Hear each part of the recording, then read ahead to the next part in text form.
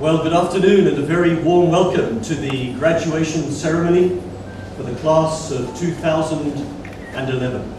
It's lovely to see you all here.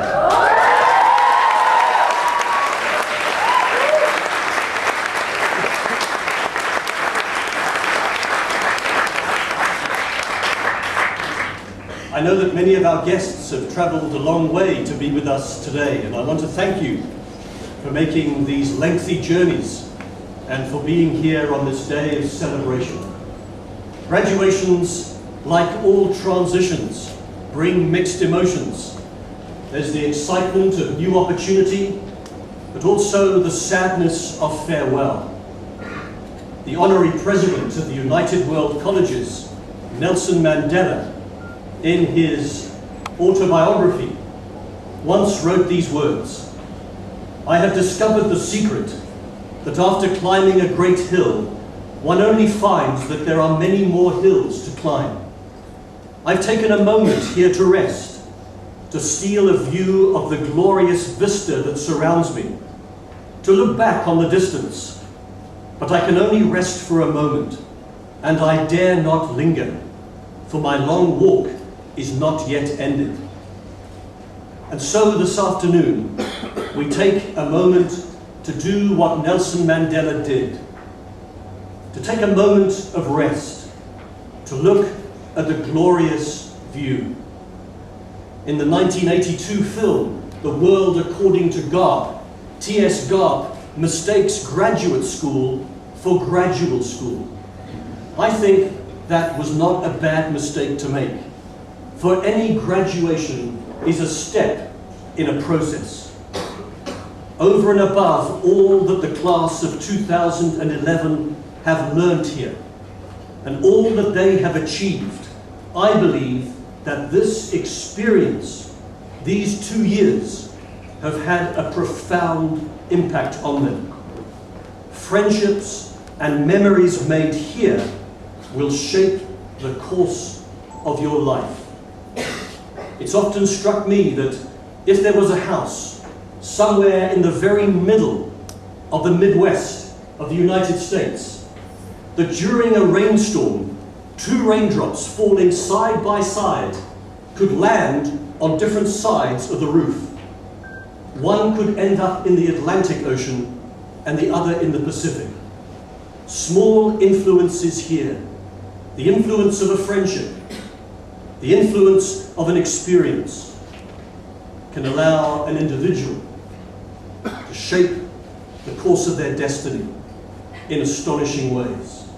And so this afternoon we join with this graduating class in celebrating their achievements, but also in recognizing that this extraordinary commitment to a 2-year UWC experience is one which is likely to have had a profound impact on their lives.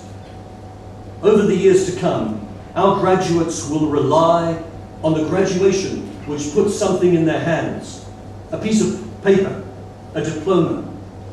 But at other times, they will rely on that private graduation which has put something in their hearts. Which of these they come to find the more valuable, I'll leave it to them to decide in the years that lie ahead. But having said that, we're going to move ahead with our ceremony this afternoon, and first of all, it's my pleasure to invite 2 students to offer their reflections on behalf of the graduating class. So I'm going to ask and invite Emilio and Yana to come to the podium.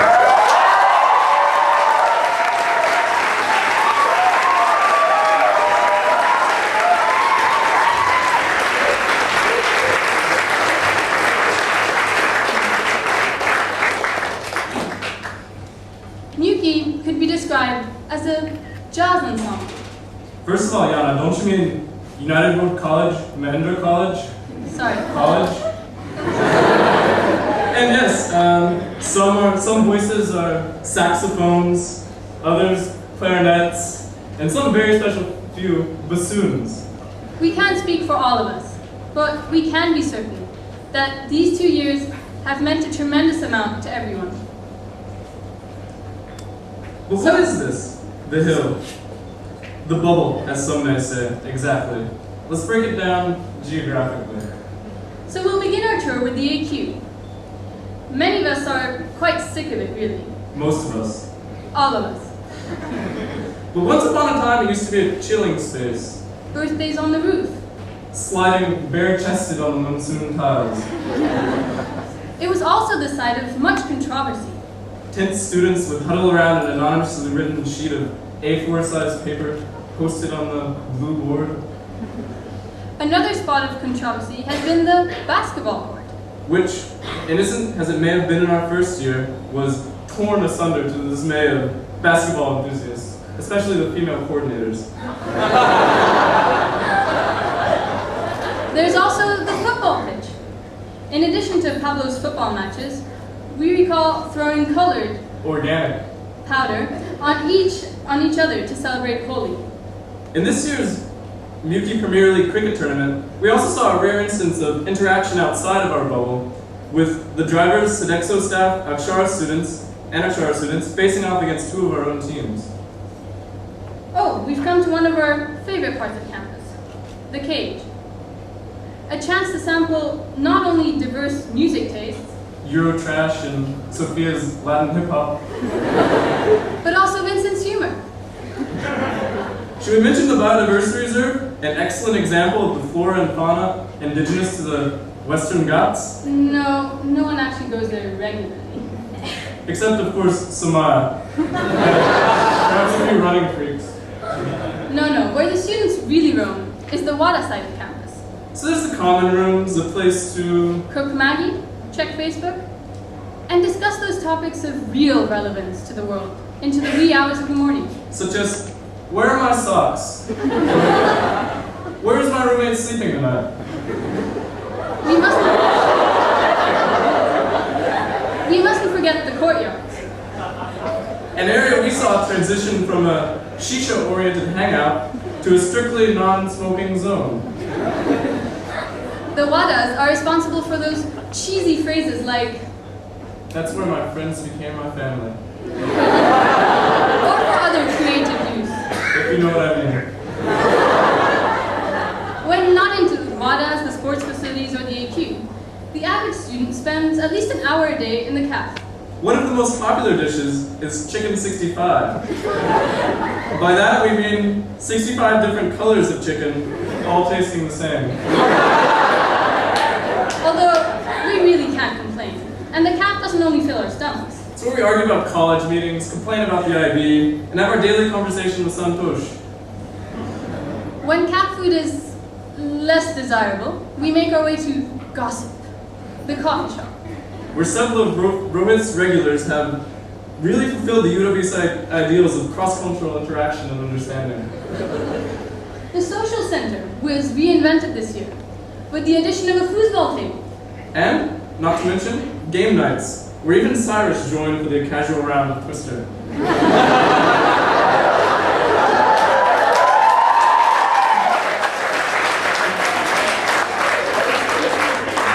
And then, of course, there was the televised triumph of the Indian cricket team over its neighbors.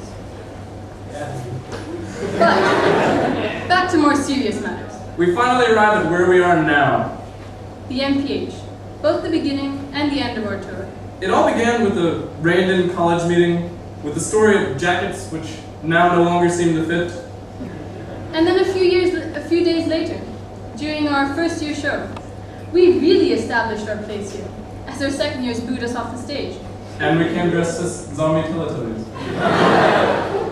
While most students attended the various global affairs presentations that took place here, Only Yana, myself, and a few others actually came to find out what India actually is. and so we stand today at a turning point. And despite the lightness with which we've treated our graduation so far, The majority of us are paying to leave. but also ready to move on. It's a love-hate relationship, as one student put it. It's not easy leaving Yuki. Even harder to leave the people here. Neither is it easy leaving India, the country we've seen from a few different perspectives over our project weeks, exeats, trips to Pune, and who can forget our CIs. Those off-hill moments, which I'm sure make up some of our most vivid memories. And so, today, our bubble bursts. We'll have to confront that unsettling and uncomfortable thought of the outside world. On a final note, we encourage you to take what we've learned in some form or another, what we've all learned in some form or another from Yuki. And in the next years and beyond, we encourage you to constantly move out of your comfort zone. Again and again. Sorry. But our Miyuki is still alive for one last night. Congratulations, class of 2011. And beyond, we encourage you to constantly move out of your comfort zone. Again and again. Sorry. But our Miyuki is still alive for one last night. Congratulations, class of 2011.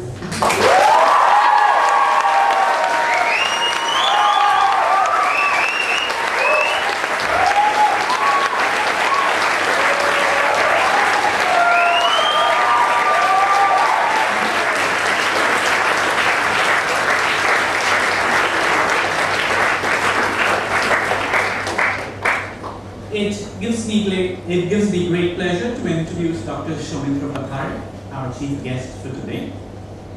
He's a consultant psychiatrist and also coordinator for the Center for Mental Health, Law and Policy at the Indian Law Society. He served as a WHO consultant in many countries, assisting them in developing mental health policy and guidelines on human rights. He's a member of the International Advisory Board of the International Journal of Social Psychiatry, a member of the Royal College of Psychiatrists, UK. He's worked at Guy's and St Thomas Hospital, London for nearly 8 years before settling in Pune. Dr. Bhattacharya is widely recognized for his pioneering work in the field of mental health and human rights. Please join me in according him a warm welcome.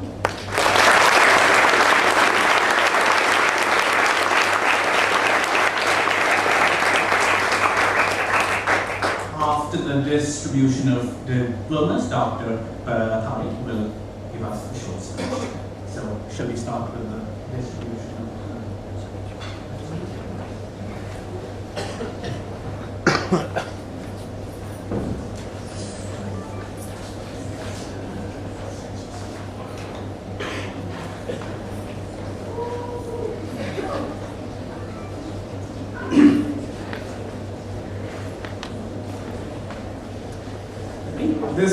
This goes in terms of alphabetical order according to first names. Anis?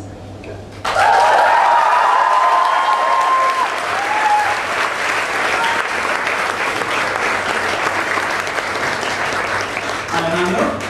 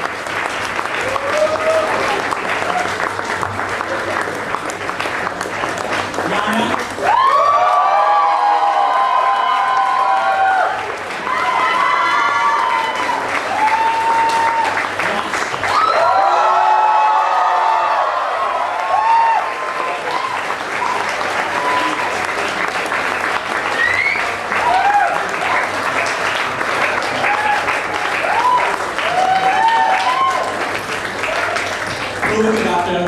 Prabhakari now for a few words.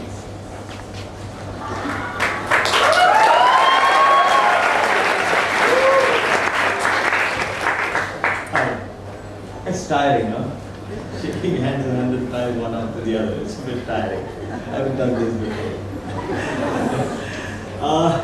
When Mrs. Rajaram wrote me a mail saying that I should come here and speak at the graduation ceremony, it was a scary thing. At first I was shocked because I actually went and looked at the mirror. I thought this was a job meant for fuddy-duddies who are on their way out.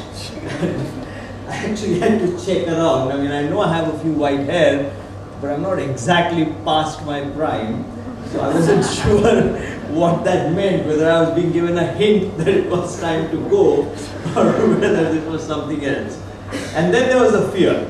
Okay, honestly, it's fearful. It's fearful standing in front of 218-year-old white hairs and trying to say something sensible. It's probably more fearful for me here today than it has been in any other talks. Because I actually don't know what you can tell an 18-year-old which they don't already know. You have to get to 45 before you realize that you actually don't know a lot. But at 18, I knew the answers to everything. I'm sure there are a lot of parents out here who are nodding and who have the experience in that. So I kind of decided, fine, I'll try and get out of this. And I thought of various ways I could get out of it. I said I could maybe tell Mrs. Rajaram I broke a leg. Or I could tell her I had more important things like to go and attend a WHO meeting and all. But I couldn't bring myself to lie.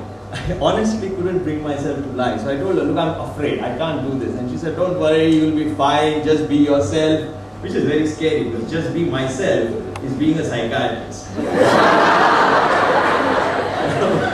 That's not exactly a good thing to ask anyone to do, to just be yourself. Least of all someone like me. But I accepted I'll come. And so for the last 10 days or so, that's when I wrote back saying I'll come to this graduation ceremony.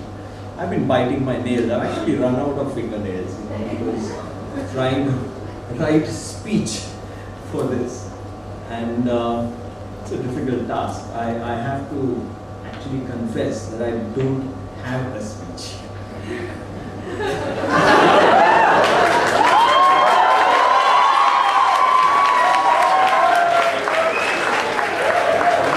Not for not wanting to try, okay? I have tried hard enough. You can ask my wife. I actually asked her. They say that's the safest thing to do, ask your wife first. So I asked her, look, I need to do this speech, can you help me with that? And so, very kind of helpful manner, she said, had I checked out YouTube and maybe you'll find something on YouTube. Thank you. And some such suggestions like listen to Rowling's speech. I can't just copy that. There's 18-year-olds who've probably seen it 10 times before. So that wasn't an option. And then my wife had a brilliant idea. She's a farmer. And she said, why don't you come with me, we'll harvest some mangoes. She has a mango farm and she goes harvesting mangoes on the weekend. So I thought, sounds like a great idea. Let's try that. Maybe the speech might come in as a flash of inspiration while plucking a few ripe alfalfa. And so I actually spent 3 days in Konkan harvesting mangoes. It's great. I mean, as an idea, it's great. When I came back, I actually told my wife that I'd continue doing justice to her mangoes, but I would let her have all the pleasure of harvesting those mangoes. It's easy, far easier eating mangoes than harvesting them. And you get no speeches in the bargain. There's no speeches dropping out of a mango tree, I can assure you. I've tried finding one and it's not available. So finally, when I was back, we were back on Tuesday and I was really beginning to panic with nothing to speak about. So I thought, okay, if I don't have an 18-year-old, but I do have a 14-year-old, closest to an 18-year-old. So I asked him what we could do about this. I need a speech for 15 minutes. And he kind of just shrugged his shoulders and said, but if you don't know how to speak, why did you agree to speak? Thank you so much. That's helpful. So I said, is there anything more you can do to help to actually write a speech? And so he kind of very nonchalantly said, well, turn to the internet, that's where you'll find it. Go on the internet and you'll find it. Go on the internet and you'll find it sounded like a pretty sensible advice, but I can tell you that you can find everything on the internet. You can find love, you can find sex, and you can find 100 different ways to die. But you cannot find a speech. Okay? And not a graduation speech, definitely for sure. So that internet didn't work at all, and then I asked my 10-year-old whether he had any bright ideas. You can see I'm really scraping the bottom of the barrel by then. The 10-year-old, do you have an idea of a speech? And he says, yeah, I could write you a nice speech. I did that in school last year. When you're desperate, you'll even take a 10-year-old speech. And he said, but you'll have to pay for it. Obviously, kids are smarter these days than I was. So you have to pay for it. And I said, fine, how much does it cost? And he said, it just costs a week. Now, when I was growing up, a we meant something completely different. You put up your little finger when you talked about we. But obviously these days a we means a games console which costs 15,000 bucks. I'm clearly behind time, but I wasn't going to pay 15,000 for a UWC graduation speech. It's too expensive kind of offer. And I think it's not something that I was going to shell out for a speech for 15 minutes. It's too costly. I'm sure the Prime Minister's speech writers don't charge that kind of fee for writing a speech for it. So what do you have at the end of it? You still have no speech. What do you do when you go and stand up there? What do you tell these bright young things what they do not know? And actually realize there's not much you can tell them except don't trust it. I shouldn't have trusted Mrs. Rajaram in the first instance when she said, don't worry, it'll all be okay. And I should have known it would not all be okay. It would probably be a bit terrible. And you can't really trust people. I mean, there's one thing you have to learn at 18 is don't trust nobody. They're all out to sell you a pup. Everyone's trying to tell you a story. And basically, any self-respecting psychiatrist will tell you that only the paranoid survive. I mean, they told us nuclear power was safe. Very safe, except when you have an accident. Then they told us, my doctor friends keep on telling us, cholesterol is bad for you. And then now recently, somebody's telling me, well, actually there is some good cholesterol too. So why can't these guys make up their mind when it is bad, when it is good, and just give us the right answers? I'm sure you'll, as you go along in your life, you'll realize that you'll do far better in life if you rely on your own intuition and your own sense of what is right and wrong, rather than follow some kind of a written rule. I know that that's not what everyone says you should do, but I think that's probably the best way to ensure that you'll probably come to the right decision. Because at the end of the day, the only person whom you have to face on a daily basis is yourself. You can avoid the rest of the world, but you can't avoid yourself. Every morning when you're brushing your teeth and when you're having a shave, of those who have a shave,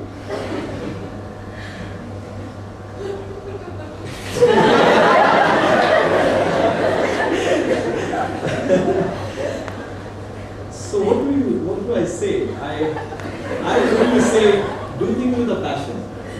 I've done things with a passion and I'm quite enjoying my life. And I know there's lots of types of passion, and some of them we're extremely aware of and well qualified to speak much more of than what I do. And then there are other kinds of passion which probably I'm a bit more qualified to speak than you do. And I mean the passion of work and the passion of doing things, the passion of a cause. If you can find yourself a cause, and if you can find yourself something to do, and if you can do that with a great passion, then I'm sure you will have a great time in life. I'm sure you will carry happy memories of this place, and I'm sure your parents will be quite relieved to know that you have got through one more hurdle on the way to your success in life.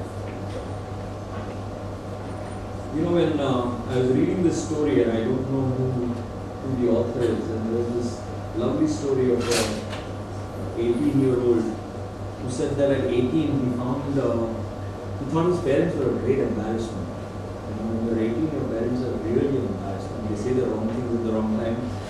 They do terrible stuff. They crack jokes which no one laughs at. They wear clothes which nobody will ever wear. And you know, they just thoroughly embarrass you in front of all your friends. And this was the same thing with this 18-year-old. He said it was really embarrassing, and so when I went to university, just like a lot of you will be doing now, I was glad to get rid of them. Because I'd finally seen the back of them, and I could be myself and not be embarrassed every day. And then when I came back from university in 4 years' time, I was really amazed. They had made a lot of progress. They actually learned a few things. And they behaved themselves very well. And they said some knowledgeable stuff. I'm sure many parents here will experience the same kind of emotion from some of your children in the next 4 years. I know I'm supposed to speak for 15 minutes, but as I said, I don't have a speech. So I'm not going to take up a long time. Let me wish you best of luck, all the success in the world, and I hope you find something to do which keeps you busy and happy till you die.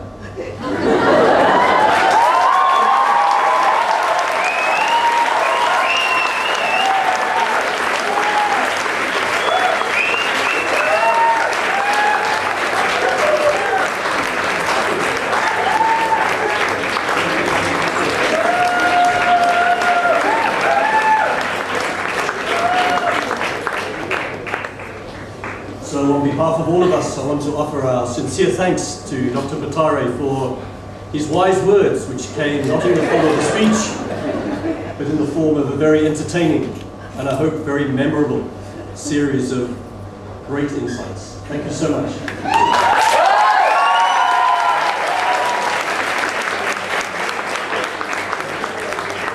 So that brings our graduation ceremony to a close. I thank you for being with us. Wish you all the very best, Godspeed and good luck.